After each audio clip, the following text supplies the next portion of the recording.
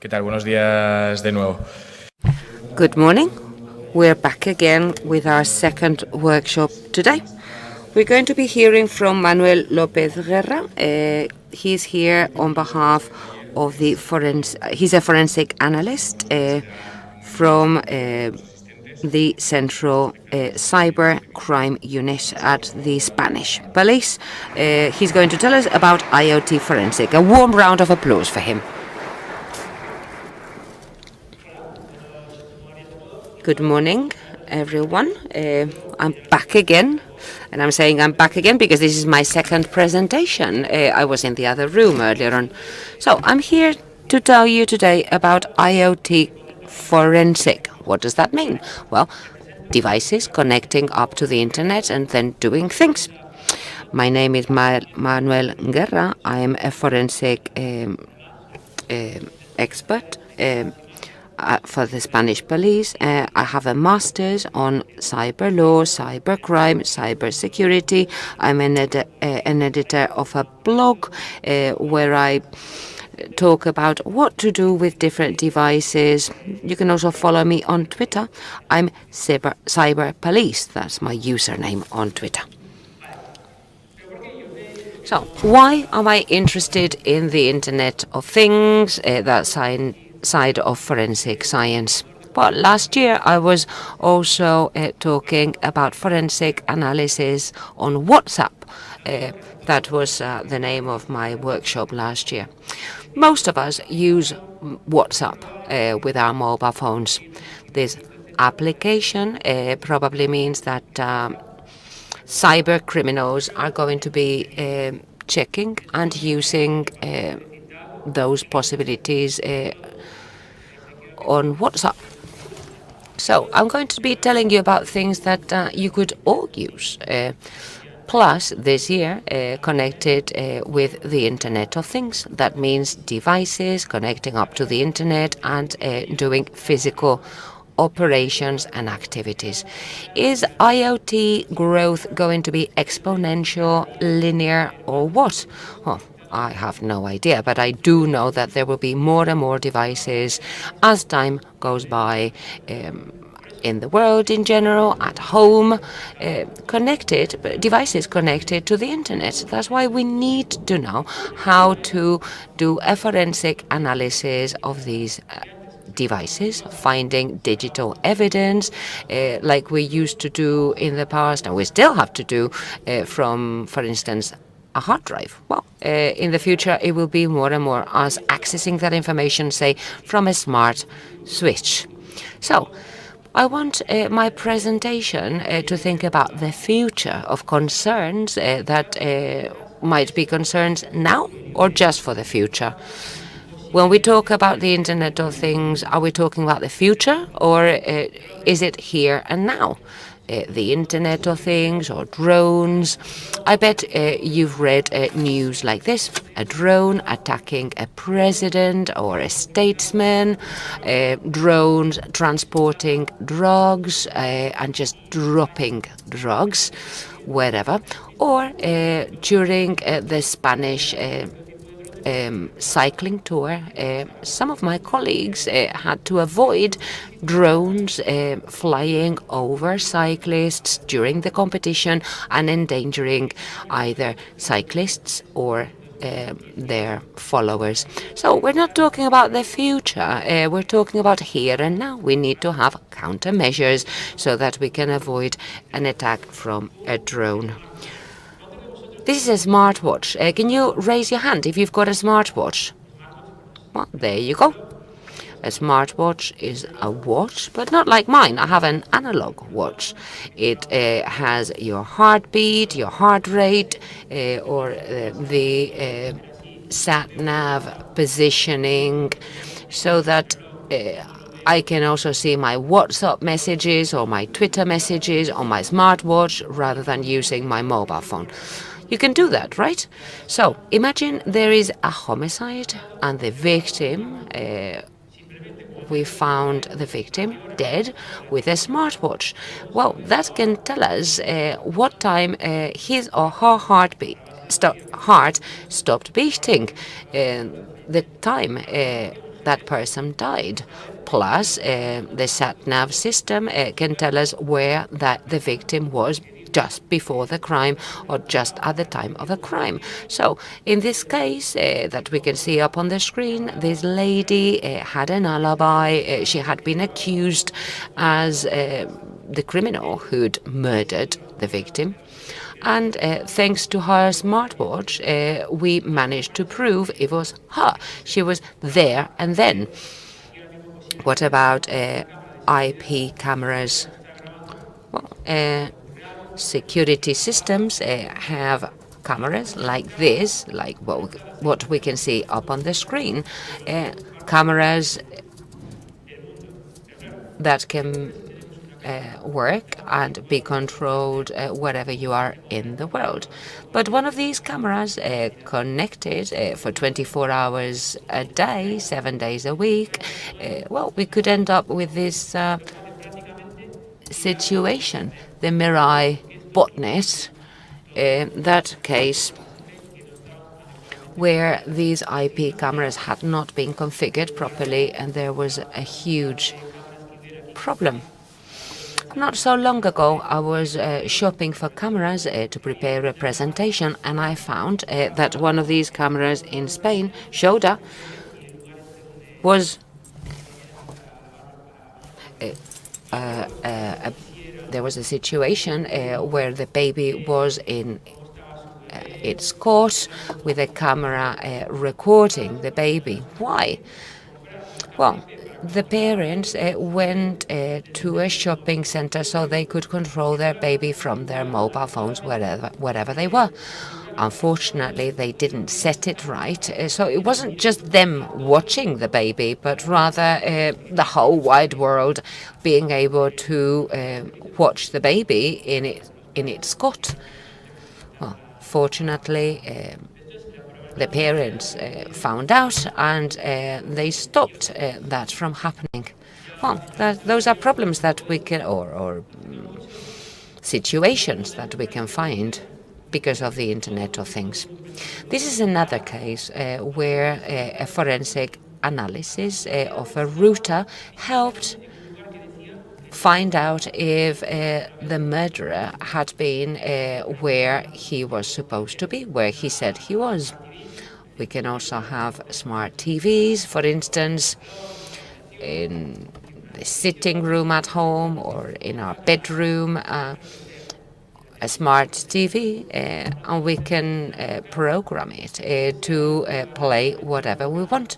But smart TVs often come with a webcam, and I might be watching a film or I might be somewhere else, but somebody can know then if I'm at home or not and where I am and what doing. What about smart refrigerators that tell us in good time if we need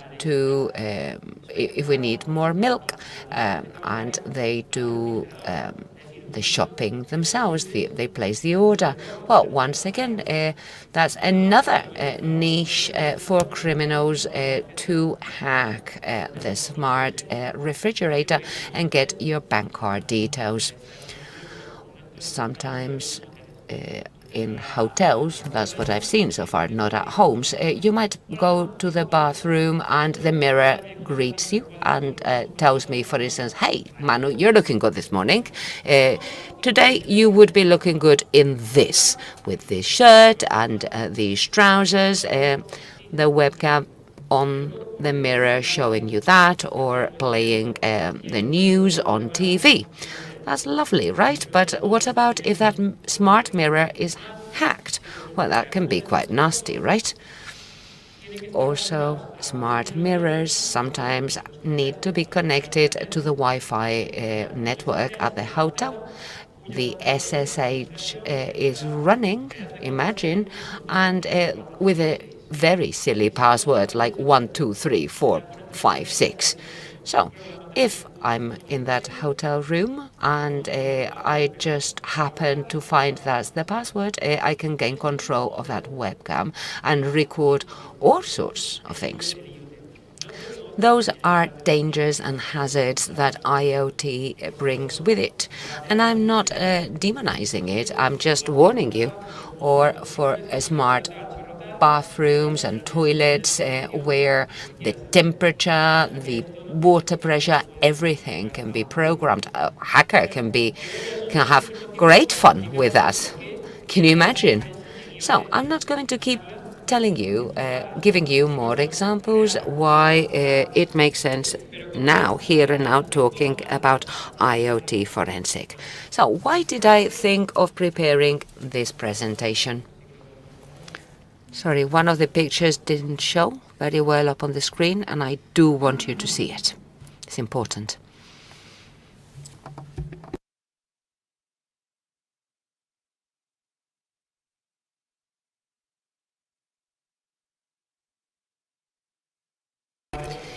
My presentation today started thanks to Oscar Navarrete. At the weekend, at home, I organized a barbecue once, and I had a smart plug or socket, and we thought, hey, shall we try and hack it? Well, in just 15 minutes, we gained control to the system. So I want to acknowledge Oscar for giving me this great idea for my presentation today. I want to show this now on PDF. There it is. Let me just remind you that there's not one specific protocol for IoT forensic analysis. It's so new. So it's down to lateral thinking and common sense and creativity of the analyst, and then customized for every device or system. So I'm going to be telling you today about different devices and different possibilities adapted to each situation, because depending on the firmware signature, a particular device might need different approaches in different situations. We need to always apply the least invasive method possible. We will see how and why later. Less invasive, less destructive, and also recording all the tasks we carry out. This is my disclaimer. And now I want to remind you that an IoT device is a little bit like a mobile phone. We can only gain information of it if we have permission to do so, because otherwise it would be a crime. And you might end up in prison, served pasta in your prison cell. So, during my presentations, I'm going to show you different gadgets and devices to see how you could analyze each one. Let's start with the first one, a drone. A normal drone that can be used for very nasty things, and I'm sure that you know how, and you know about that. What's the main problem with this device and other IoT devices? The hardest part is accessing the information, the internal memory, because in a laptop or a pen drive device, that's much easier. Not in an IoT device. You need to access the device in a different way. And that's why I said you need to be creative and imaginative. So finding that log, that picture will only be possible if you are imaginative. When I say I want to talk about drones, I'm not talking about a toy drone, because they don't save information. Rather, I'm talking about more professional, more expensive drones with certain more complex infrastructures. What's the main problem with drones, with these higher range drones? They need a database with an exclusion area, with exclusion areas. For instance, if I want to fly my drone near an airport, it won't let me because it has that as an exclusion area on its sat-nav information. That means drones need to keep updating that, because exclusion areas might change, and then flying will not work. What's good about that? Well, a drone needs to connect up to the internet for updates to work, and also it should have a sat-nav system, a GPS system for that to work. So indirectly, that means that we can tell where the drone has been if we can access that database with that information. This is my first example because I think reinventing the wheel is very, very unnecessary. So we have UF Touch or UFPC, different systems that are drone compatible. All you do is plug in your phone into this system, and I don't need to think about the SD card, the LAN memory, nothing like that for forensic analysis. Although this is not always possible. We will see why later, how you can access what information. Here we see three different types of drones, Inspire 2, Mavic Pro and Phantom 3. So I would have the control installed. I would then connect it to a USB, and I could access that information.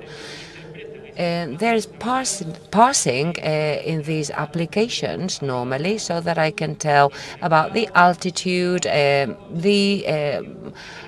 if the drone has been taking pictures or recording videos. That's very useful, right? And it works with these three very well-known models.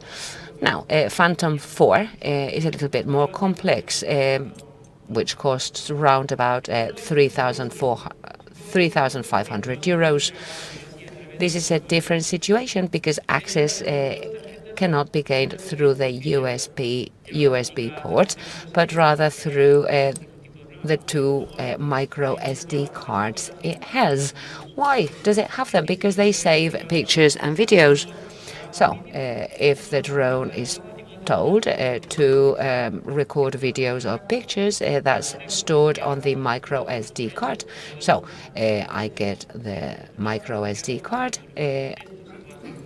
and you can do so.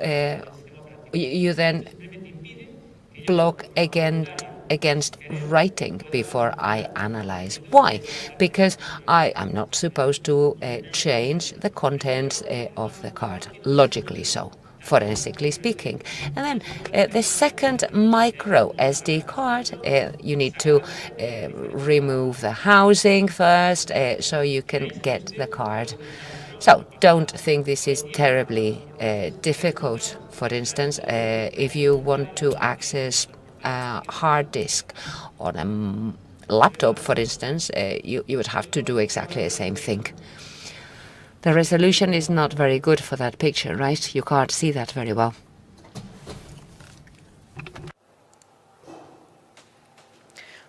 Si desmontamos lo que es la panza del dron, nos encontramos. So if we disassemble it, you find that motherboard, which contains the micro SD card.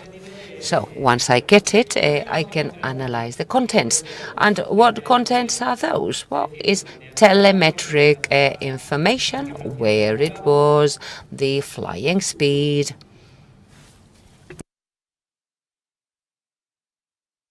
this, and so on. There's another way for me to analyze a drone, which is through the Wi-Fi. Well, basically, a drone is a Linux with internet and blades, right? So let's imagine this is like a Linux operating system. In Phantom 4, there's something quite peculiar. Communication happens through Wi-Fi, with access points being activated. And with this device, with this pineapple, because it's more powerful than the control, it means that communications could could go through this device because the SSH is working. We access with root 19. Well, we can see it up on the screen. The password SSH root at 192.168.12. We can then, through Wi-Fi, access all that information through about telemetrics and so on. Because drones are not just a drone. It's the drone plus the control plus the smartphone needed for that. So we need to analyze all three devices. Okay, the micro SD card on the drone, also the applications about the flight on the mobile phone, and the same thing for the remote control. Right, this is getting a little bit more interesting. This is a smart plug. I was going to bring the drone and show you, but I thought it would be a bit dangerous flying the drone. Better not. So the smart plug is a little bit less dangerous, right? I can just get a bit of an electrical shock at worst. How does this device work? I plug it into a socket, and then through my mobile phone I tell it to turn itself on or off. My mobile phone sends the command up to the cloud, and then from there to the smart plug again. So my mobile phone is not ever connecting up to the smart plug. It's mobile phone to the cloud and then cloud to the smart plug. Please bear that in mind when you do your forensic analysis. This is the application, just showing you how the button looks, what it looks like when it's on or off. And I've brought you a demo just for you to see how analysis can be done for this type of device. This is a new IoT device. I just bought it round the corner. As you can see, I've indulged in every expense. Some people might say this looks like Santa, but it's a smart Santa. Why is it smart? Because I will make it smart.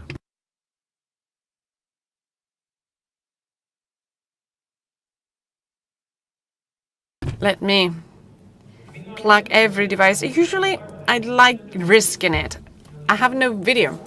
My demo is real. If it doesn't work, doesn't work. If it works, it will. So we're here to just risk it all. As this starts.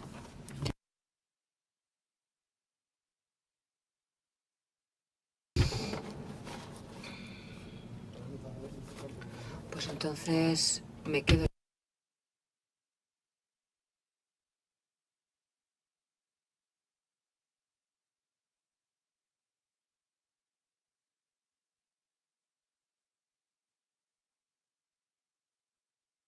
As you see here, security is well tight under control.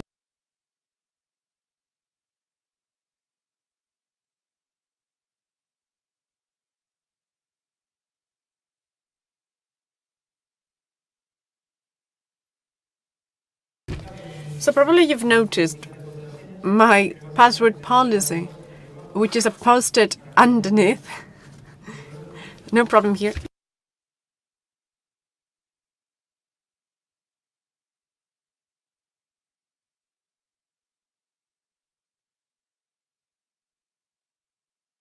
So it's almost ready.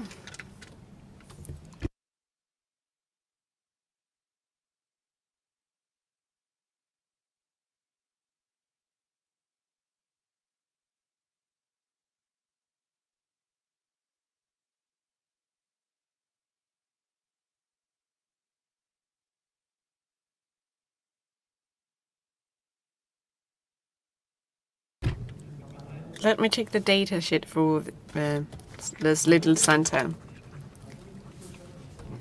Yellow and black.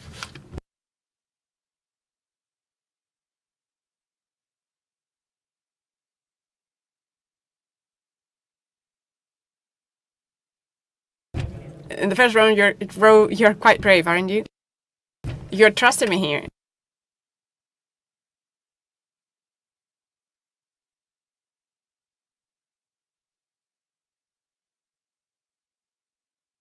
can't not happen. Well, nothing will happen. I don't know about you, but I'll be safe. Maybe you're not what you want. All right. So I'll explain all the prepping here. So what we have here is quite a mess. But apart from a mess, we have a cell phone that is sending on Wi-Fi. It is a Wi-Fi access point on the Pineapple, which is connected to the Wi-Fi access point, and it's also sending another Wi-Fi on which we have connected the smart plug and a second cell phone that will be our victim's phone. From my victim's phone, I will send a command to the smart plug for it to turn on. And it does. Did you hear the click?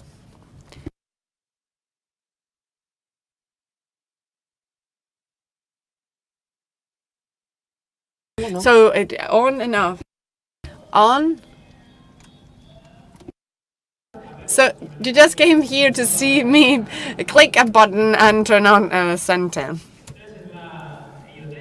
That's a smart IoT. There's a push a button and it is on. You can leave if you want. All right. Let's get nastier. You've understood what we've done, right? Every communication from the center to the smartphone and to the phone go through the Pineapple, right? That's the Wi-Fi device. I'll try to intercept those communications and see what information goes through that network.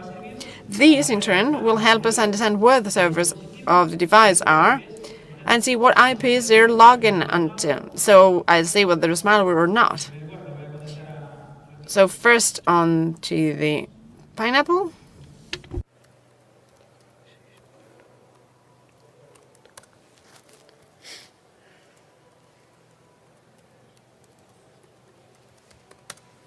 A la primera.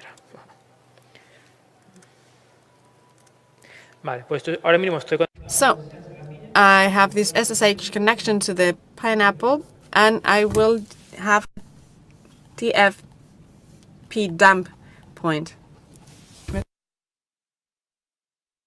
This way we intercept any communication between the Pineapple and the device that I state. So let me set a target, a single target here. That's the phone's.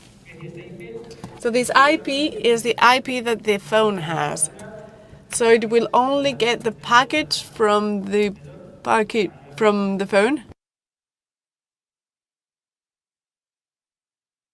So it starts working, but that's where you see all the frames that it is capturing, that it is getting. Good, isn't it? You know, every expense here. So we see all the information that the cell phone sending up to the cloud so that we can control this intelligent plug, this smart plug. So this sends information to the cloud and then we get it on the smart plug from the cloud. There are some frames where it says Amazon. This is an Amazon's cloud on AWS. Thus, was the manufacturer is running the plug. So the manufacturers decide the whole infrastructure or whatever is on Amazon's cloud, Amazon's web services. That's data, right? A piece of data. So we know this smartphone is using Amazon. Now, I will not do it, but it's just running a command, but I have one here from the other day, and we open it.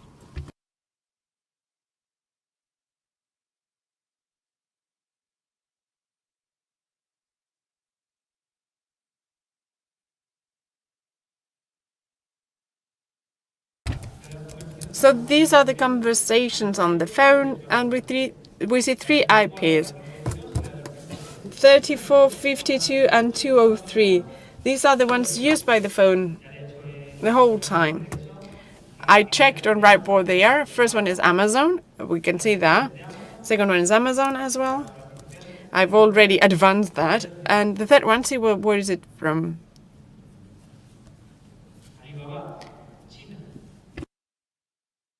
Alibaba, China.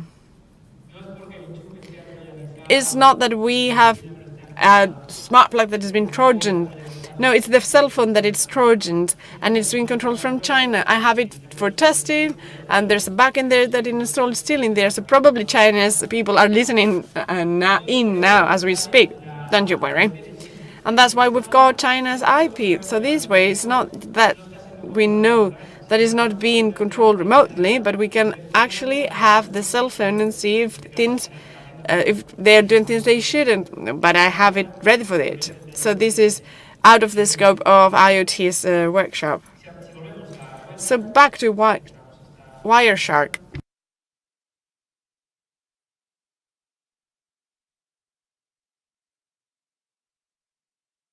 So we see the DNS domain for this IoTmirrors.com. So we know what this is. If this IoT device is not Trojan, it has to go into IoTmirrors.com, and the IP is 52 and 34, same as before. So this device, as it seems, there's nothing weird about it.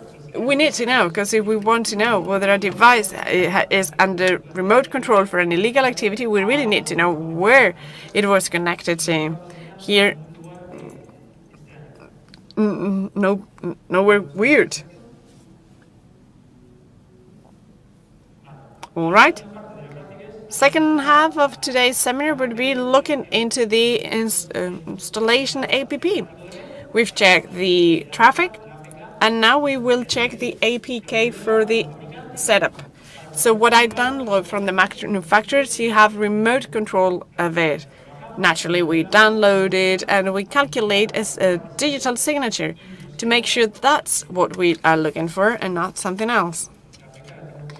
APK somewhere around here. Here it is. This is a typical file, which is APK, and this is Android, so we can decompile it. So I have decompiled it already. So we take the .hub, and we get here. This is the inside of the APK.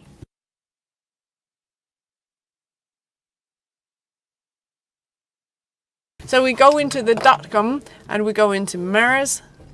Here it is. Again, mirrors.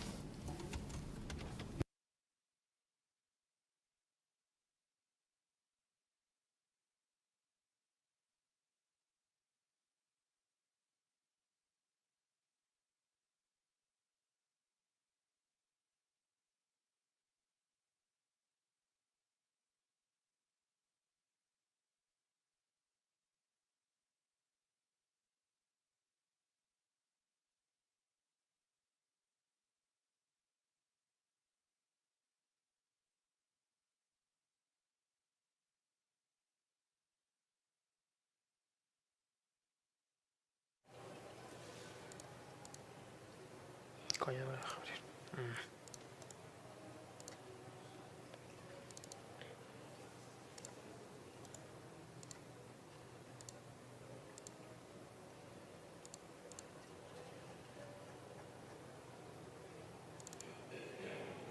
Aquí está. Pues aquí lo que estamos viendo es. So what we see here is just the same we've seen before. The domain it is logging on to, and an AWS, that is Amazon server. This way we know that the setup app has not been Trojaned or is not under fraudulent control. This is some more information with which we know this IoT, this smart plug device, has no trouble whatsoever.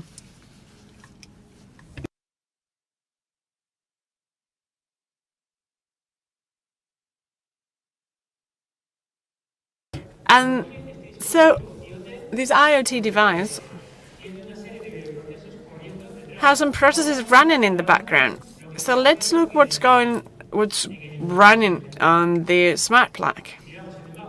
So nmap against the IP, and we'll see there are some services live, 23, 80, etc. So there is a telnet still running. So for an IoT device, that is at least dangerous. Because if we try to go onto the telnet, we might be surprised. First, let's check port 80, which is a regular, ordinary web port. We type the IP address, and there's a failure there. There's something open, but nothing running. And if we look for directories, we find this. It seems that admin HDBM and firmware IHTM, those paths allowed us to change the password and update the firmware of the app without authenticating ourselves, just going into a web portal rather, and uploading a firmware without changing it, without authenticating rather, sorry. So I can say log here or elsewhere. I say turn it on or off or plug or unplug. That's what it is so dangerous. And if we come and go on to the telnet with the admin user, we are surprised to see that by default, the admin user has no password. So I type admin and I'm in. And this is quite a problem, because this would be full control of the device, of the IoT device. The idea would be forensics here, right? So for the party, let's have the log of all the commands that we're running. That way we will have a list of everything we've done with the smart plug. You see what's red on screen? That's the frame that the plug get for controlling purposes. A green, you see, relay on. So if I send the red part to the smart plug, the green comes on. So if I plug a sensor here, it is on. So I can turn on and off remotely this device without the need for a password. All right. Just like this, we can be quite naughty. What if I wanted to wake up at 7 and get my hot coffee? So I program it, and 6:55, my coffee maker goes on and brews my coffee. Someone might hack it and say that it's 6:30, and so when I get up, it's cold. Terrible, isn't it? And maybe they can say turn it on and off and on and off until it blows up. Even worse, isn't it? That my coffee maker blows up because of that. That's a cyber attack. So you have the smart plug and the coffee maker, and it all goes boom. Let's say what information we can get out of this device. So on Telnet, it would be like of a dashboard. We can see the directory structure. There is 5 main directories: CFG, NOC, OS, MFT, and mirrors. We will explain what we can get out of that. As with any Linux, it can be ls, cd, cd dot, whatever. On net, we see, on this directory, we see the routing, the IP routing table where it is connected, and we can ping as well. I can ping it remotely on another host. So if I ping lots of hosts, there might be a problem with the host afterwards, because it'll be overloaded. And also an RP shop to see all the machines connected on S and LAN or whatever. That would be our ARP show, but we also have NTP, where we don't see the user's time, but the manufacturer's time. And with tfconfig, you can find the IP address. On the OS directory, with the threat command, we can see processes, the same as htor. If you know about Linux, it would be similar. You see all processes on the device. If there were a process that is not authorized, a malware or whatever, just by using Telnet without a password and typing threat, we would have it. We are done. Nothing else to be done. Simple as that. And with mem, we see the RAM memory available. On MFT, well, I thought it was a master table, but it's something different. On the MFT directory, there is this command that is test let red. And I type test let red, and there's a LED here. It's off because the device is off. It's green when it's working red if it's a failure. So I type it, test LED red, and if it's off it is red. But is test LED on and off, and so the LED on and off and on and off, it's when how many times can you turn on an LED? Not even half an hour. That means that it's not good quality LED. Or who knows, maybe it should have been going on and off for days and days. And another order for Amazon. And the firmware version, that we can see that as well. If we change it remotely with this command, we can see which one's installed. There's another directory, which is Mirrors, where we can find out the real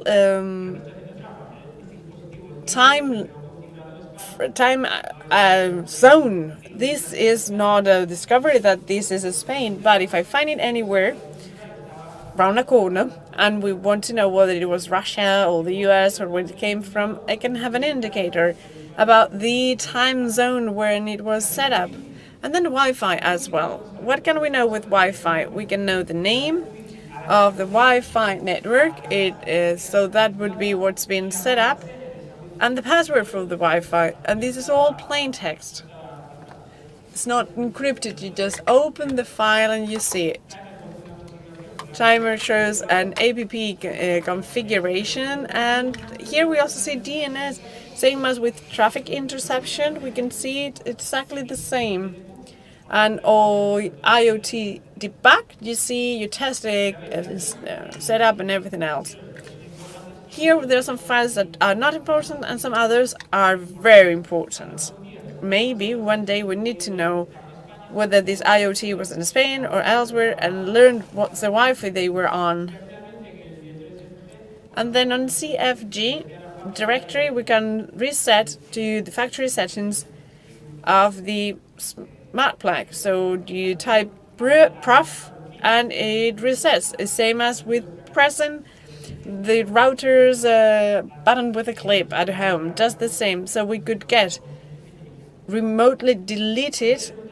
They could remotely delete our content. I've explained that with a slide instead of plugging onto or logging onto the smartphone or the smart plug. I could do it on Telnet, but someone thought that a smart plug that goes on the internet and can control physical devices having a Telnet that is open by default without a password thought it was a vulnerability. You think it's a vulnerability, don't you? No. Well, as it seems, at CVE, well, they decided to open a CVE. So this was a vulnerability. So as soon as they opened the vulnerability, the manufacturer changed it and crashed the Telnet servers. So now that device cannot be logged on through Telnet, so it is down. Why did you tell us all of this? Well, as it seems, if you go onto Amazon or whatever shop and you buy this device, it will not be updated. You will get the device they have on stock, the distributor has on stock. So the firmware will not be up to date, and odds are that you have the same one as I had, and so same vulnerabilities still. What I mean is that if a user buys the device, odds are they will not update it because it has to be done. So just plug it, it works, and we will get lots of devices on internet with the preset configuration with all these issues, and we need to see whether they have been victims of an attack or not. But same as with drones, you have the device, right? But then the phone controlling device, that's something different. We also need to look into that smartphone. With this demo, I'll show you just the same test. Here we have the device. Let me turn it on. This is a device with the APK that remotely manages the smart plug.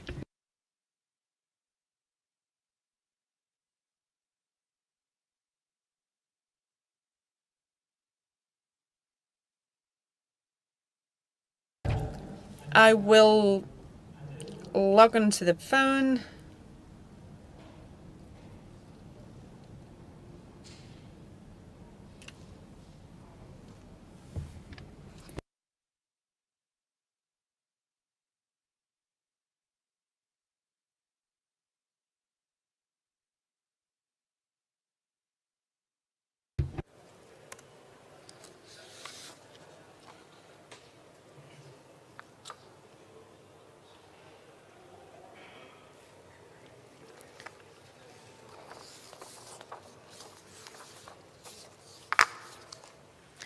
Aquí si os fijáis, So, just see, this is a way to go into the phone's memory. So now we have full access to the database on our phone, which is an Android, as part of the pathway.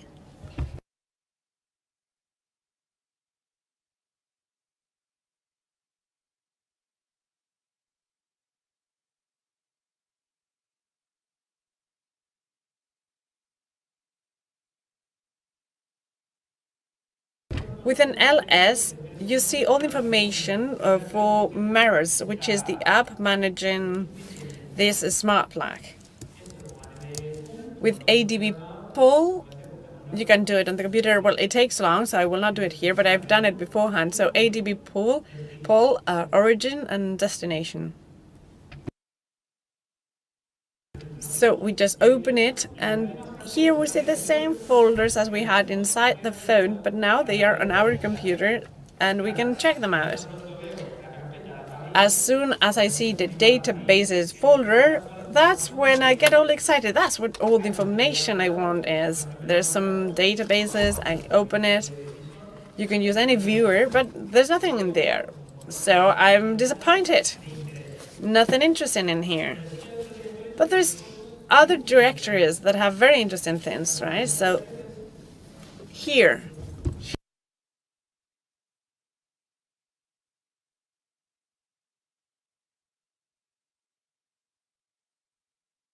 Here we have all the Wi-Fi's that the IoT device was locked on. Well, I've censored them because I know them, so. But if we want to know whether this IoT device had been on a home's Wi-Fi or a corporate Wi-Fi, here we can see it, and it is just as easy as opening it. Here we have it. Wi-Fi name. This one was logged on 3 Wi-Fi's. It was not the phone, but the IoT device. Okay, that's the smart plug that was on those 3 networks.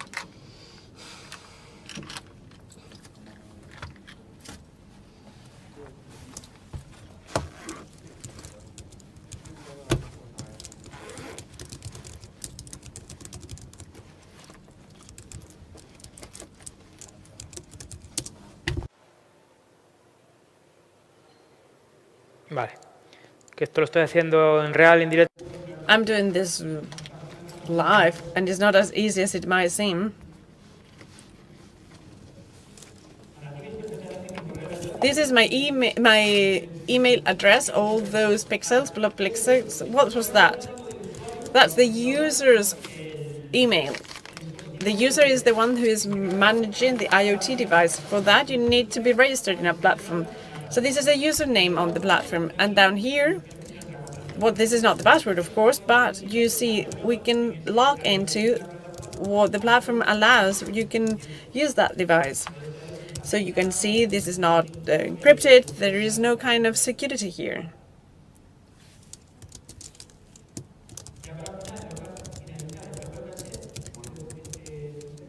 And finally, local cache.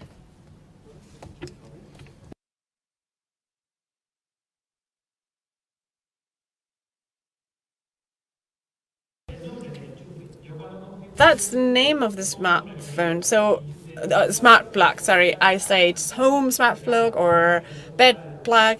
This one is Cybercam, that's the name I've given it. It could be interesting to see how the person who was using it named it or somehow wanted to name it. And let me change this.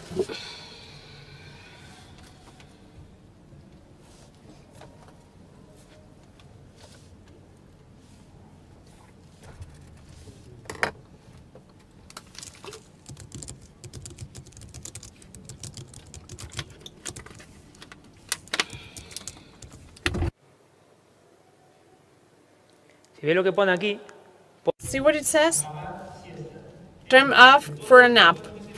So you can add some commands onto the device. So at a given time, run this. So 4 p.m. Turn off for a nap. So the light goes off and you can have a nap. Yeah, 4 o'clock. es lo que pone aquí. Y después también puedes encender. What else can I do? I can turn it on, I can set different times for things to happen, for you to control that. Well, I'm just giving you very silly examples. This is not a plug that anybody has been using, but you'd be surprised at the amount of information these devices can save, and it can be terribly useful. For instance, the file keeping the ARP table. Well, with a mobile phone, we might not be able to see that, but an IoT device with the ARP table, we might find a MAC address that has been used, and you would find that on the smart device. Sometimes the path is very straight and we get to our target easily. Sometimes we need to go round and round until we find what we finally want.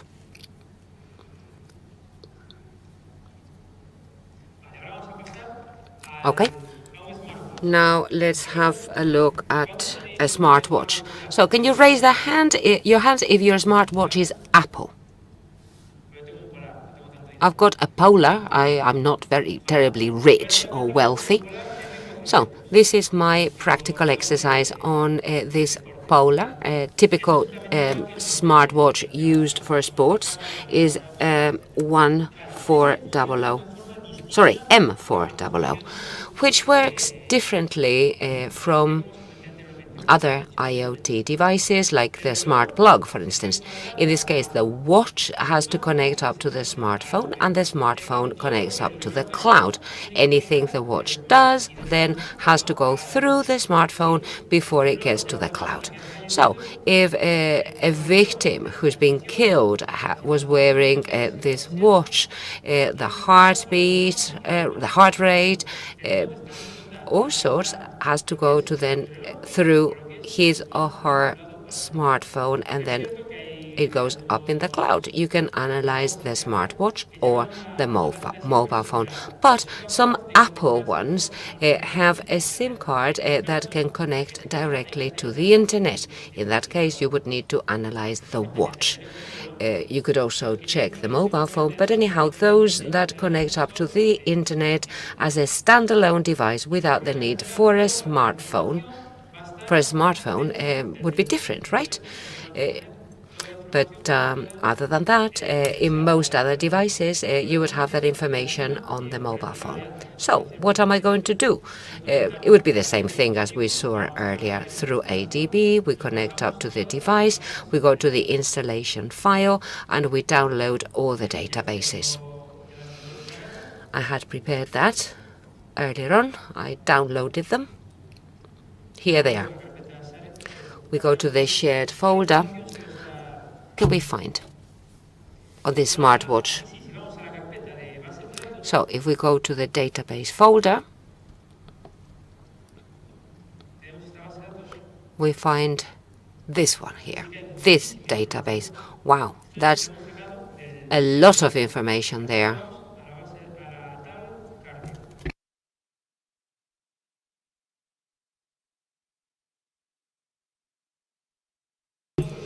Right, this is the cardiovascular information days when the device recorded the heart rate, how long for, at what time. Why is this all zeroed? Well, my watch doesn't have the heartbeat sensor for the wrist, but on a band that has to be tied around your waist. Round your chest. I would need to access that. So if you find that, if it says 0, it's because the watch was not worn properly, or there was some cardiovascular problem. This is the Vice sensor. And this one, we have the unique identifier for that chest strip, or strap, sorry. This is the unique identifier, that number. So if we want to find the correct strap that this watch works with, that would be the identifier I would need.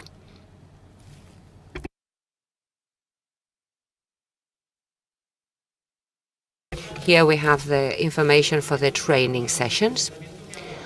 Here are the sessions that have been saved. How long for? 22 minutes, 20 minutes. You see, that's how long it takes me to be exhausted when I go running. And here on the right, there's something most peculiar. Look at that URL.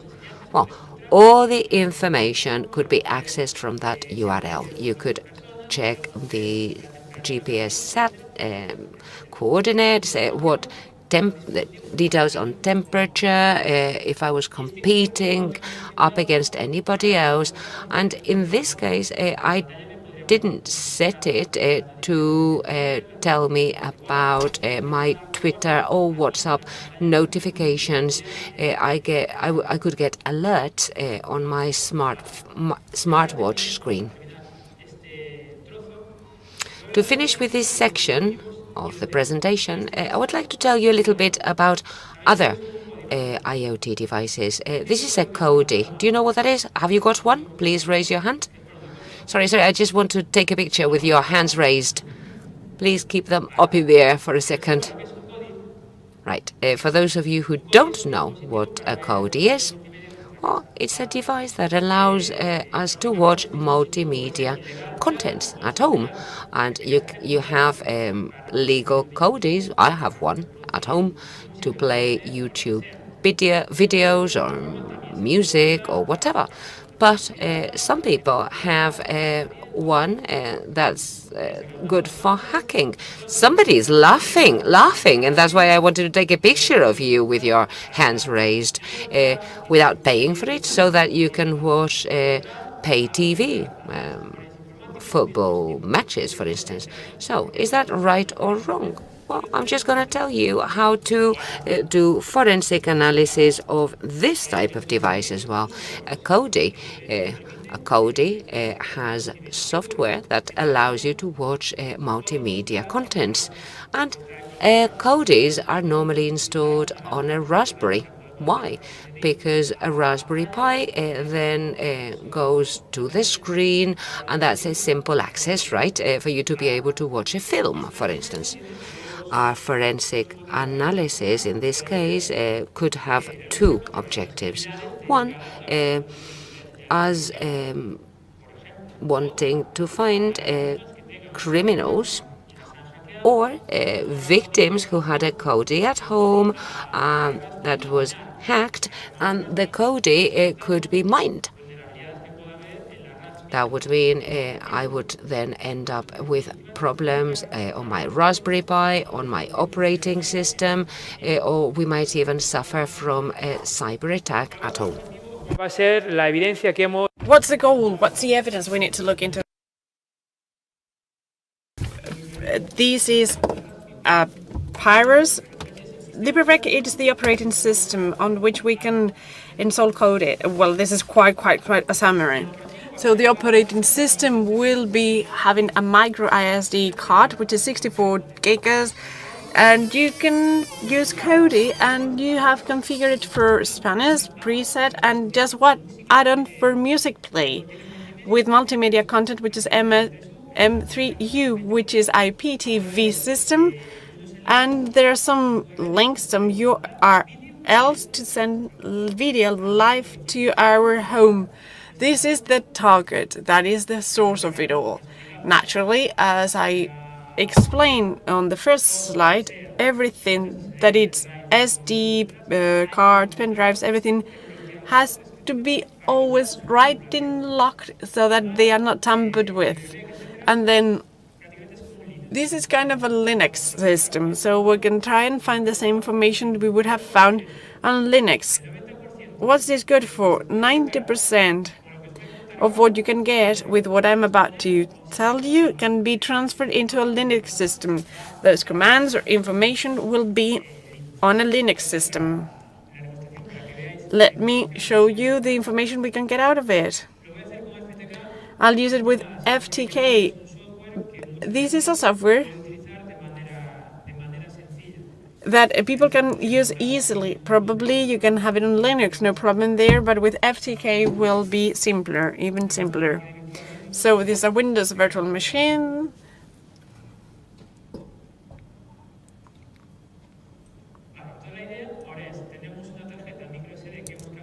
So we have this micro SD card that we've captured with a cloner, and we have to check that image, which is the forensic dumping of the card.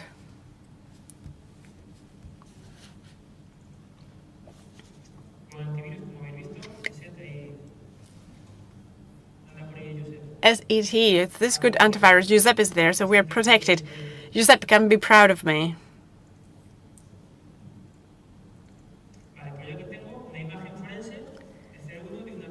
So this is the micro SD card. Funny is this a 64 card, but see what the image takes. It's a little over 3 gigas. So what's good here is that we don't need to use a 64 gigabyte. You can compress it. So 64, it's only compressed into over 3 gigs. Little over 3 gigs. It's easier to move around and work with it and everything.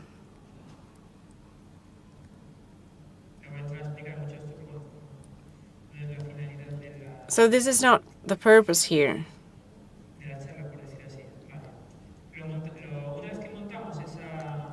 Once we have that image, we see there are 2 partitions. First one is the system. We will not go into there. It's only 512 megas. And we're interested in the second one.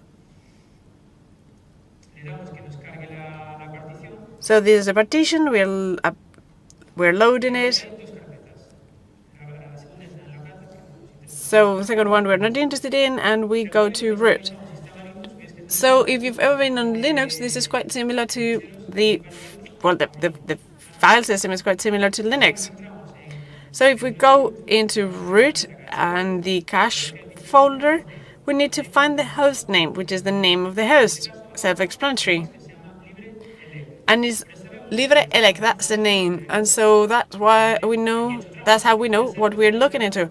I cheated because I've produced the image myself, but it seems that if we have an SD card or an image and we don't know what we're looking into, it is as easy as going into the host name and see that it's LibreElec, which is the operating system that is used for Cody. It is an image that is copied on the SD card, and it's so useful. You go into the directory and you know about that. In Conan folder we have Ethernet, whatever. This number can change based on the Ethernet card it is, or board rather. So on settings we see the setup of the HTTP that this device has. So we know the last time it was updated was this time here, and that it had this IP address. So it's a local IP. But this can be an indication of what kind of networks they were working on. So 192, 162, these are home networks. Those others are business. Can it help? We don't know. It depends what we're looking into. And then we'll see whether it helps or not. There's this other file as history. I don't know, because the B is missing. It's usually bash history, but no B here. And this is a file where we keep every command that's been run by the user. On Linux, every user has a file that is bash history, where you keep all the commands that you will run. And for forensics, it's very useful. That way we know what a user has done with the computers. Here you see that they've run everything, cd, ls, move it and look at it. Since I know what I'm after, I just find it in a minute. Was this real live? I need to go line by line and see what it means. We have CD plugin Video Live Stream Pro. See if you know what Cody is about. This is an app, or rather a plugin, that you can use to watch videos. Not illegal videos, but almost illegal on Cody. So that's the target. We know this Raspberry Pi was used to watch video on the Live Stream Pro plugin. So Cody, next. That folder, add-ons, if I'm not mistaken. Yes, it's here.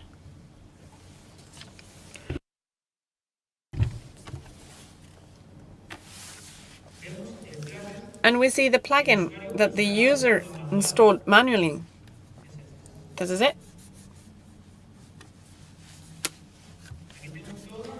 Here you have the whole setup for the plugin. As I said, this is the only change of the preset or the default setup, this plugin. So here we'll see whether it's malicious or not. So we'll look into the code. So we'll look into it, as I said, and this is where we see it might be or might not be, but that's not what we're interested in. We're interested in something else. So if we go to the user data folder, that's the information we would be interested in. That's the user's information.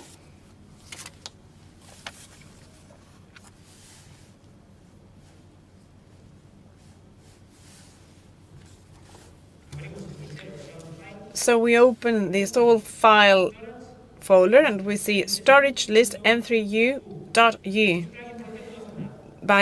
Well, these plugins do nothing, but they only run if you eat a meters u list where you get every URL with illegal content. So the plugin itself is not illegal. What's illegal is the m3u list that you might have here, and you have these in storage. So if we move to this route path here, we can get it out, we can mine it out.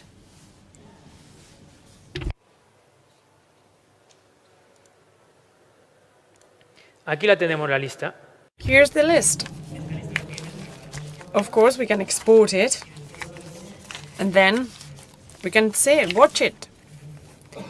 Just open it on Notepad, and you have the list there. Of course, some censorship here, so that you don't know where the signal is coming from. But what else? What else can we get out of a Cody? Logs that we, for experts in forensics, like so much. Logs of everything. Let's export a view. Right-click export. On Cody log, you see every failure, every time the Raspberry Pi has failed. So this is M3U, and it's failed, right? This one's failed, this one's failed. So even if I remove the M3U file from the directory, this is a log of all the lists it's been visiting. Here we have this other log, which is interesting.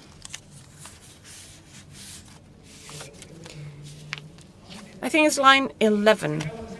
We get the Raspberry Pi where it had been installed. It's a Pi 2 Model B Review 1.1. So if we only had the image or the SD image, we know which Raspberry Pi to look for and where it was installed.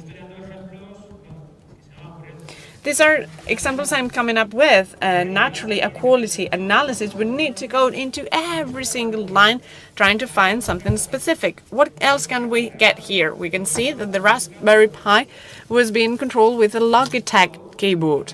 That's important, isn't it? We need to find a Logitech keyboard to see which one was login. And then just to finish on network, we see the network configuration, as I said before. So with the devices we have, the IP they are logging onto.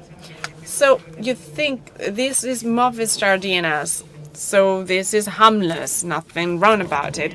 Still, that could help us understand what IPs it's been logged into this Cody machine.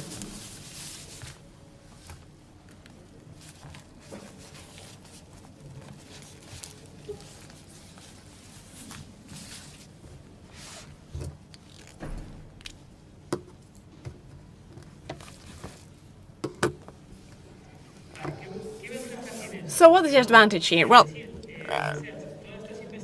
all this research, so to call, that I can do at home, personally, I use it for real police operations. So everything I'm saying here that might seem pointless to you or doesn't make much sense to you, but what I'm explaining here, I can use it in what I do in the fight against cyber crime and everything else. So all those hours at home and everywhere else, these serve a real purpose. What I've explained here serves a true purpose. So you need to take that into account, all these details that at a given time will help you get interesting information. Then, Cody hacking. These devices are not nicely set up, so if we try an Nmap on one of these, you can do that at home, you can try that, but by default, port 22 is open once again. The problem with these devices, there's an SSH, which is a remote control, that is open by default. So there might have a password that is a bit more robust, right? What's the password here? Go into Google and say default password, first forum, user is root, that's God. And password, free choice. So we have Libre Elect, that's what they've chosen, and that's for any device on the internet, and that's generic for all of them. So this is quite a fail. There is a security problem at home if we have a free choice for pirate TV. I might be watching TV, but some other people might be seeing what I do. But we, as forensic experts, that's good, because we can log onto a device and perform a forensic analysis, because same as I said with FTK, with dumping of the SD card, you can get all that same information with a remote SSH. So I can be at home in Madrid and log into a Cody anywhere else in the world, because I do have remote access to that device. There's a Samba as well on to share every folder, so all the folders in it are shared on the home group, known group. You can go in and upload, and of course no need for a password, no password there. This is quite a fail, right? But we find it useful because forensically we can get information in a very simple way. We just connect the device or lock the device onto the internet, and that's it. And as I said before, remote working. You might think this is sci-fi, but you just need to go into Showdown and find Libre Elect or free choice, and for our Spain, I think it's 60 plus devices which right now are accessible from the internet and the home of someone who has misconfigured them. So for any of those IPs, I can go in with SSH and take control and be on the local network. This is Showdown. This is real live, and same with Dreambox. But this is already pre-installed. This is a vulnerability of a Dreambox IP where I can see all the users through a browser without a user or a password. So when it's simple devices, for example, a security camera and smart plug, a device to see that at home, a TV at home, we want it to be simple. Go in, plug, and enjoy. Problem with going in and plugging and enjoying is that the whole default config, all those fails, we are dragging them around. And as I said, it should not be the user that has to fight against that. It has to be the manufacturer that by default makes sure that those are secure systems. I cannot ask my friend who knows nothing about IT to close down an SSH or change a telnet password or update the feed of an IP camera. It has to be done by the manufacturer. It cannot be done by a user because they lack the knowledge to do so. Again, a different device, very interesting one, a router. So that's where we get the internet from, typical bugs. So as I said, we had to audit a router to see if a person involved in a murder had been in the home or not. So this is a forensic analysis of a regular Vodafone router. So if you have Vodafone at home and I have fiber router, this is what's used for a Vodafone router. Nmap once again to see how many services are running. Same protocol. Nmap, service, and in. Again, here there is an SSH on. Let's try, or live. Let's try to get connected to it. It's not a root, but an admin. Well, an admin into the SSH, and we're in the router. And that's the model of the router we're in. First thing, I run ls, a list of every directory. ls fails. There's no ls in the configuration, but I show something else. All configuration options on the dashboard of the router. Well, this is even better than ls. Here we see the LAN configuration, the NAT table, and everything else, right? So if we run show as info, so sysinfo, we see the firmware, if it's updated or not, if it is running a version that is not the right one. We see the time that it's been on since it was turned off. It might be interesting, maybe not. It will always depend on the specific case before us, and it shows us the time, whether it's on is tuned or not. Usually it should be, otherwise it wouldn't make sense. But same as with the smart plug, where we had to run a command to see the load of the processor. Here with the CPU, show the CPU, we see the CPU size is 2.48. Usually the processor's load is low, but had it been attacked with a Trojan and was mining a cryptocurrency as Monero, we would not see 2.48, but 90, 95, 100%. That would be an indication that there's something going on with the router. We are long to it, but cannot be a 90% working load. That means that there's something going on. Same with show mem, where you see the RAM memory that is available. Show ARP. We can see the ARP table. If someone thought of an ARP poisoning attack inside of it, we'll see it as easy as just like that, because we see the IP is, well, or rather the router thinks that IP is something it should not be. So we see some anomaly in the network. As for show DHCP status, we see every device connected to these. And so we see if someone's hacking into our Wi-Fi. If someone hacking on us, there will be an extra device that should not be there. With show not entries, we see the setup of the firewall of the router. Someone's taking control over the router and is using it to send a service or put it live. We will see it here because it had to start a standard, or a rule rather, or have a service that is sniffing. That's the only way to see the router. We cannot throw a NetSat or anything like that, but we can do this to see what's going on. And all the processes that are running there. That's one, which is a remote SSH. It is not that there's someone who has attacked our router with a Trojan and controlling it remotely, but in order to do this, I had to log on with SSH, and that's registered there. To an extent that you see the IP that I've used. Someone from the Ukraine, for example, we would see a Ukraine IP here remotely administering or managing the router.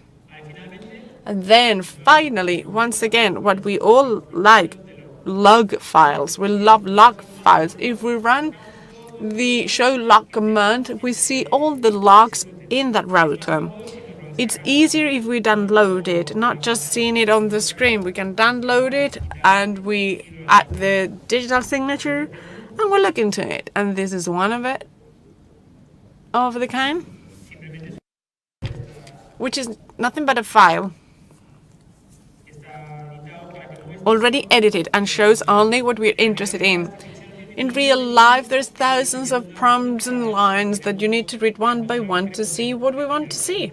Here I have it already ready.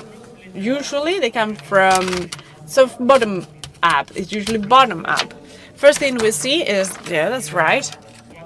On the 4th of November, it was reset to factory settings from this IP address.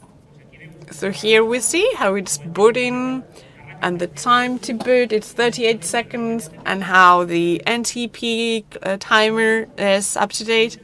Days go by, and here we have a log where there's been an attack attempt from Reykjavik, from this IP address from this port. So the router at home is recording every attack on you. You cannot see it, but the router can, and can lock them away and keeps recording them. This is a spoofing attack on the IP address. This is a local IP address. So another device had a spoofing on the router. Router found it and shows it on the log. Here we have it. There's another spoofing. Here you see this date, that is November 22nd. We see that router firmware is updated. And it was done by Vodafone. Vodafone can connect remotely. Movistar, Orange, they all work the same way. And so they updated the firmware from the router. Here you see, for example, another firewall alert. So from this address here, there's a drop. So a machine is trying to get connected 1.55, and the router drops the connection because it's not part of the firewall. Here what we see is all the devices logging into the Wi-Fi. Every time there's a device logging into the Wi-Fi, there is a record.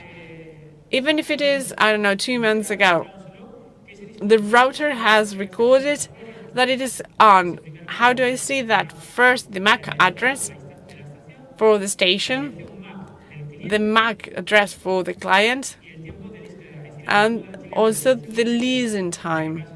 Here, it gets 155, that's the address name, leased. And we know that on November the 24th, at that hour, that device with that address connected legally, whether legally or illegally, we don't care, but it got connected there. And here we see there was a logout from this IP address using the password logout, and then there was another access using the admin password from this address here. Could be local, public, depending on how the router is set up. If it's public, we would have quite a problem with our router's security and all this information out of the device that we all have at home that allows us to get online, see all the information that we are storing on a smartwatch or a router or a smart plug, etc. All right then, I'm about to finish discussing IP cameras, but there is another way to go into it, and it's the firmware, which would be the operating system. Same as Windows 7 or Ubuntu or Windows XP. That's with these kind of devices, and we also need to look into it to see how it works and see how to go into the device. Maybe I get this smartwatch or smart plug, and I have to look into it. Maybe it is too risky to perform the analysis on the device right away. Maybe it will be more useful to download the firmware that the device has, look into it and see, for example, if there is an SSH, if the password is there, or if there's something in between, or there's an 80 port 80 something. Same as with the operating system. If I check it in a computer, I can see what's going on the computer or what the computer has been set up for. And if it's Apache, I'll see that there will be Apache in there. Same way as if I look into the firmware and I see that there is SH, I will see and go into that device. And secondarily, I can also use it to look into the device. Maybe I cannot get nothing right out of the plug, but we can download the firmware from the smart plug and we look into the firmware. As usual, when we got the firmware, it's usually a binary file, and so we check the integrity of the test. I think I've already downloaded some firmware. Okay. Well, you cannot see, but that's how a firmware is supposed to look like. A .bin, which is a binary file. If I open it, I won't be able to open it, but we need to decompile it. We need to extract it. We have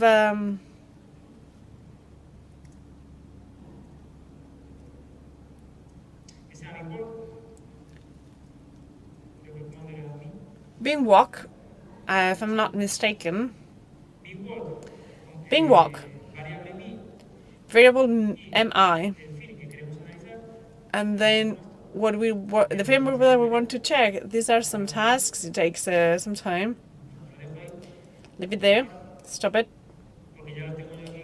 Because I have it on this other side. I've done it yesterday. Usually it takes some time because it has to read the binary file. It has to interpret and parse all the information in it and show it in a way that's easily understandable for a human being. I did that yesterday, and here we have the file, the zip file, what we get out of Binwalk.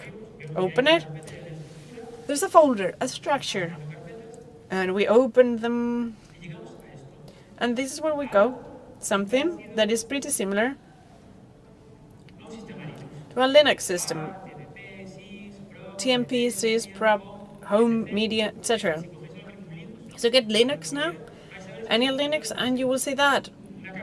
File structure, an IP camera, you look at it just the same as if it were a regular Linux system. And what information can we get out of that? Okay, let me show it to you so that you see the structure is very similar. So let's see what we're looking into. Here I know this is an IP camera, I know that, but if we didn't know, this is the emoji for the app, and that's an IP camera, right? On wireless.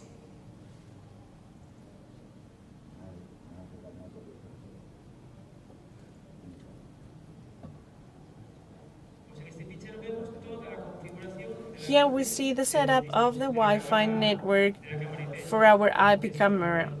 IPs it was logged onto. All right. Password, DNS, and everything else. Those IP cameras had to log on somewhere to upload the information. This file here shows us the Wi-Fi that has been set up for connection and where it is being uploaded. The idea here would be for you to see this is a Linux system, so don't be scared of it. It's just like going onto a Linux or Ubuntu or Debian or whatever, any regular one, nothing but that. On IoT, as I said, the complication is always gaining access to the memory. Once we are in it, it's same as with a pen drive or a hard disk. Problem with IoT is going into the memory. If we don't gain access to the memory, we will not be able to do a thing. Of course, I had to buy many devices and test so many. Some you can look into. Some others are very well securized, well chipped, and you cannot go in those. Some others you can, as the ones that I've just shown a minute ago. You can look into them right away. You can just put them live and connect them to whatever, Cellnet or whatever. But there are some other devices which, for whatever the reason, cannot be looked into because there is no SSH or well securized.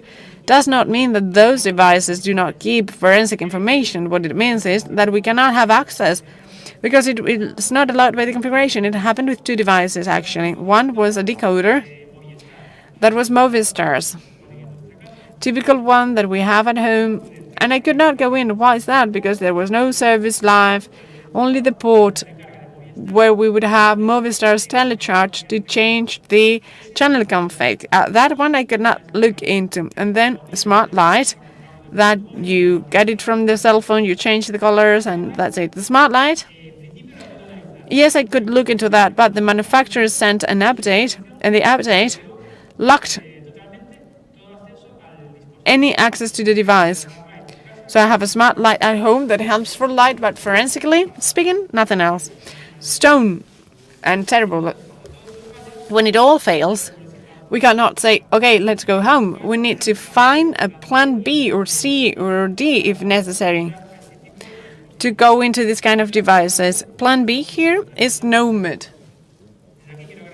Let me thank all the help given to me from the electronics, not so much for execs, but electronic, for the analysis that I'm going to explain in a minute. From that time, we move on. And so it's not an SSH or a telnet. Now it'll be a higher level. All the way up to the chip or the electronics. It's not about a service running. It's not about knowing whether it's Wi-Fi or not. It is hard drive. Memory level. Same as if we had a laptop and we want to see the processes running. This way we'll see the information that we have on the hard drive. We have JTAG, which is a testing port. And what it does is we go on with JTAG and we have the firmware of the memory there. We can have an IP camera, whatever.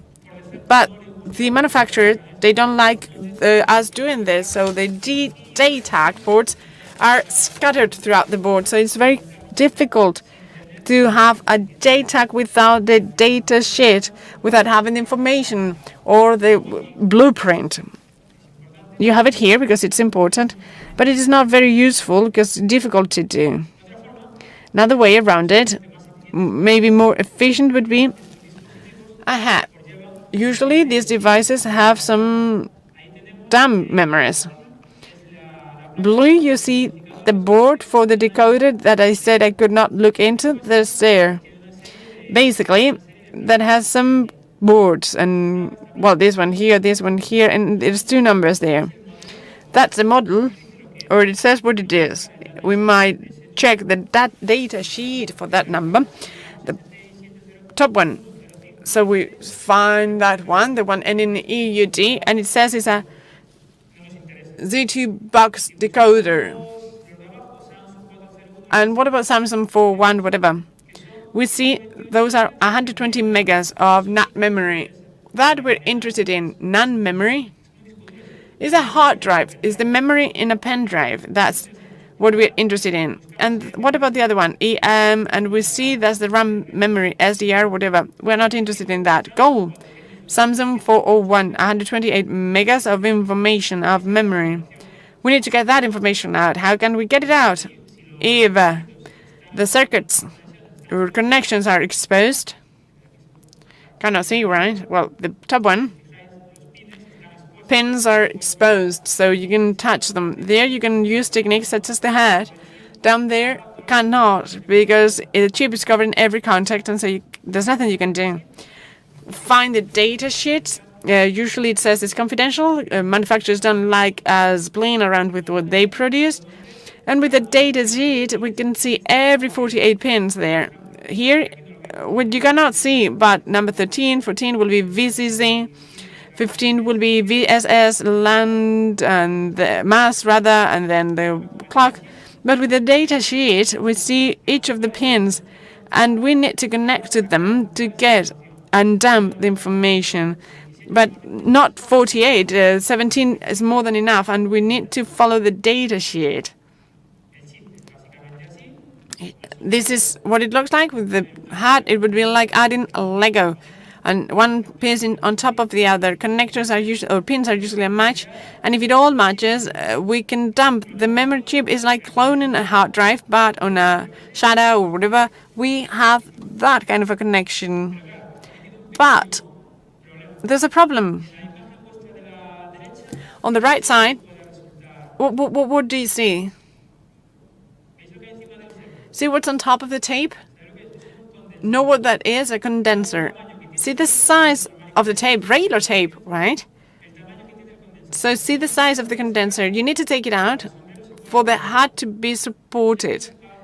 So that it's not that it requires intelligence or skills or knowledge. It's a skills, manual skills, what it takes for a welding spot or removing a condenser or connecting to pins without a problem. So it's all about practice, training and practicing. If I'm given a chip like this one here, or a non-Samsung memory as this one here, and I'm told, perform a hat here, probably I'll break it. This is a condenser, a small thing here, and I have to move it. I don't remove it right, I break the board. It takes some skills. A way of working that is very specific, right? So what might happen that the board doesn't work, the hat doesn't work, there can be some varnish in it, and so the hat will not see it on the pins. We will connect something, but there will not be electric connection and it will not work, so it will be plan B. Instead of a hat, we can use one of our own. So these memory chips, these are the XD memory cards that we have on Olympus cameras, which are not SD but wider and shorter as the one you have in the picture. As it turns out, usually the NAND memories with IoT devices are, when we talk about architecture, equal an XD card. So I can buy an XD card, clone it, or a chip like this. Doesn't matter because the architecture is just the same. A bit more complicated because this is thinner, the pins are thinner, but the architecture is just the same. So we get some copper threads and we bind, I don't know, pin 13, which is VCC. So pin 13 on the NAND memory to whatever the pin is on the XD reader. On the left side, we have the XD reader. And on the right side, we have this other chip. Check out the size of the chip. This is what I have here. So this is thinner than my finger.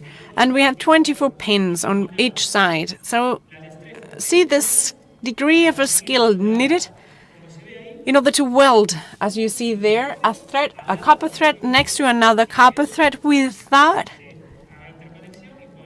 bridging it or short-circuiting it or bypassing it. It's done manually, and I cannot weld this as on the right side. I got Nomad's help because they have a microscope and can produce it. On the left side, well, I can do that as much as that, but the right side, not for me. And if we manage to connect all 17 copper threads to the XD cards, would be like plugging a pen drive onto our computer because our USB feeds the chip. The chip sends and the TV is gonna go off in 5 minutes. The chip sends some information, and that information is dumped onto the computer. Same as if we get an XD card and plug it into a reader. Same here. We can take the FTK and get the memory chip. The computer doesn't know there's a chip on. The computer thinks there's an XD card that is 128 megas. Forensically speaking, it's just the same. And once we have set it up, a Linux system, as the one that I've explained before, you see that everything is repeated over and over. These are devices that have nothing to do with each other, but if we narrow it down to technology, it's always the same. What about now? Might be that the pins are not exposed on the side, so there's no weld in it. There's no way around it. There's no connecting. So the only option left it would be chip off. So since I cannot get connected, I take the chip out. So take it off, and you'd get the exposed pins for connection. Chip off, naturally, is one of the most complicated techniques for forensics in electronics. Process is just the same, and within the board we see what we're interested in. There we have the processor, the Wi-Fi, RAM, whatever. We're interested in the blue part. With the data sheet, we found that the blue one is a NAND memory, which is Toshiba, and it's 16 gigs. What we're interested in, that memory. Everything else, we're not interested in it. So what do? That chip, that blue memory, first we add dissolvent to remove any epoxy glue, because usually it's not just welding for corrosion. We use epoxy, but epoxy, forensically speaking, is a problem because we cannot interact with it. So we need to use some dissolvent to degrade it. It is a problem because it's very toxic. So we need to be very careful, have an some ventilation for gas evacuation or sucking, and so that we are not in problem. Then temperature protection. There will be a temperature attack, a heat attack rather. So we use tape. And so you get everything but the memory. So once the chip is covered, or rather the board is covered, everything but the chip, simply with a heat plate, we increase the temperature. So it all melts at 190. We want it to melt, but not the plate, the board. We don't want it to explode. So we add a heat curve so that it goes up and it all heats up.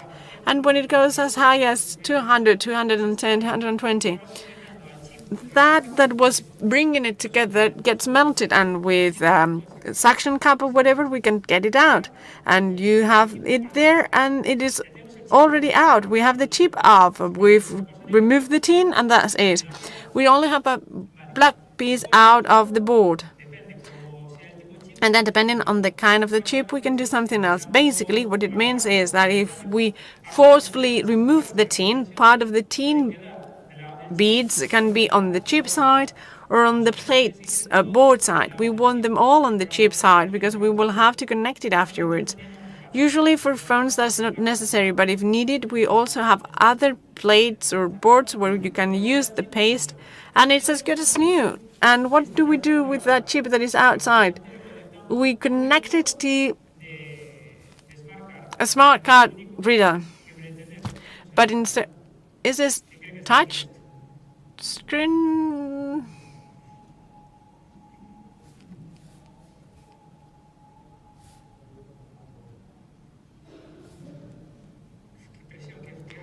What should I do?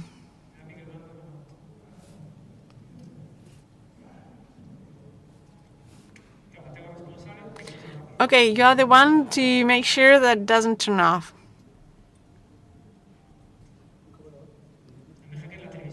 Don't you hack my TV, please? Okay, I move on. Okay, play Netflix. Let's see what we can see now. I'm about to finish here, but basically when we connect it to a reader, back to the previous premise, we have a memory, a NUM memory on a computer. The computer is in a pen drive, which is 16 gigs. That's all. We connect that to the computer, which is a SOC, which is it's compatible with the chip. And it reads, okay, there is a 16 gig pen drive. What do you want to do? I want to open it with FTK. We have the analysis, the imaging, whatever. Simple as that. Simple for the logical terms for FTK, but it's very, very complicated for the physical side of removing the chip without it being broken or falling into the floor, without anything weird going on. And just like that, any kind of electronic device, we will be able to dump it and extract the memory that might be in it. It isn't easy, but sometimes it's the only way to get information from those devices. As far as I know, they are not encrypted, so the information in it is fully accessible. So for a phone that, well, might be encrypted and some other things are needed. So you just plug in the hard drive and you can see everything in it. And I'm now coming to conclusions. I didn't mean to explain to you how to look into thousands of devices. We have a bunch of devices here. This is looking, you can analyze it like this or like that. But as part of that mess of devices, I want to give you a protocol within our possibilities so that you have a forensics or learn about forensics. What techniques will be more interesting or efficient when conducting some forensics. That would be an analysis procedure. As I said, we don't have an IoT and forensic analysis, I said when we started out. I didn't mean to set it for you, but I wanted you to understand what it would be like. Problem is about investing money. That's what it takes for that. Looking into smart plug is not very complicated, but a drone, maybe there we need to buy a device that might cost 5,000, 6,000 euros if we cannot do it manually, or if we need the socket to plug it on for the chip off. It does cost money, so we need to invest money. And we also need to have the other idea. we cannot think, well, this is step 1, step 2 on the internet. That's not like that. Because this is working today, but tomorrow there's a firmware update and everything changes. We need to start anew. So that we need to have that idea to understand what the options are, and what's not working today might be working tomorrow, and what's pointless today might be very useful tomorrow to clarify all kinds of investigation or anything we have to do. And then we need to be very skilled, very skilled. Sometimes these are destructive techniques. A chip up on a device, well, it can be quite destructive because it might be that we can never connect that chip to the board where it was. There can be damages, or there was overheating and something came loose. Those are destructive techniques where we only get one chance. We're all happy and quiet, but at a forensic lab, when you're told that in order to clarify the only way around it is this, and you only get a chance, and you know that if you make a mistake, you will bring to an end an investigation of several years of duration. Is not the same pressure as we have here today. That's why we need to truly control that source of stress when we do this kind of an analysis. And I think it's been all for me. It's been 2 hours. Thank you very much to all of you for being with me, and it's been a pleasure. Thank you.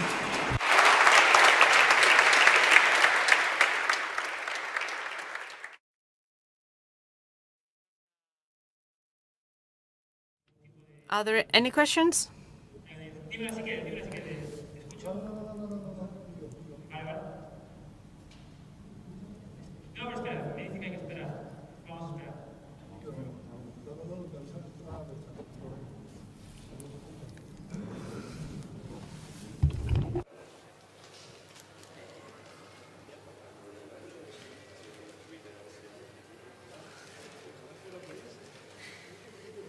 ¿Quién se ha intentado conectar a mi wifi?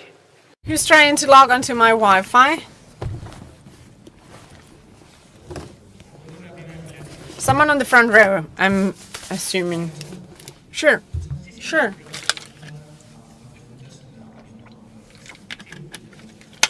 Not a question, but a remark. It is pretty difficult in Malaga explaining forensics to a judge or a notary public, explain what digital footprint is or chain of custody is. So short, mid-term, how would you explain a judge how to investigate a smart plug or the hard technique? Well, I'm at an advantage here. We have a prosecutor with us that can attest to the veracity of what's going on. And as clerks, we have that validity. I get what you say. It is complicated. It is. Because a notary public, yes, they might understand or not what it means to run a chip up or deciphering an iPhone. It is complicated. Solution, no clue whatsoever. Thank you, to be honest. But I see, it is not a future problem, but present problem. Nowadays, we are conducting forensic analysis, and there is an IT expert who is to ensure, well, the expert needs to have some kind of surety, prestige, or features, skills, and that's why they are an expert and not something else. But I guess that's where the validity lies. Whoever's done it, someone who's skilled enough, knowledgeable enough, that will give a statement just saying the truth. If they don't stick to the truth, then they'll be in trouble, but that's something different. Is there another question? All right. We are told we are out of time. Thank you very much for everything. Thank you.